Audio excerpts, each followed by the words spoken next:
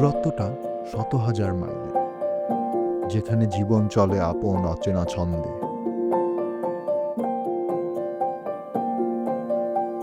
তবু মনটা পড়ে থাকে সেই চিরচেনা বাড়ির পথে, মায়ের হাতের রান্নায় আর প্রিয়জনের পরশ মাখা সেই আঙিনায়।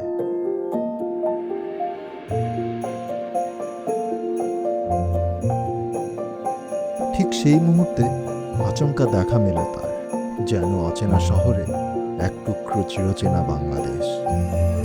এটি কেবল একটি লেবেল নয়, এতে মিশে আছে আমাদের শ্রমিকের ঘ্রাণ, কারিগরের মেধা আর বিশ্বমঞ্চে মাথা উঁচু করে দাঁড়ানোর গল্প।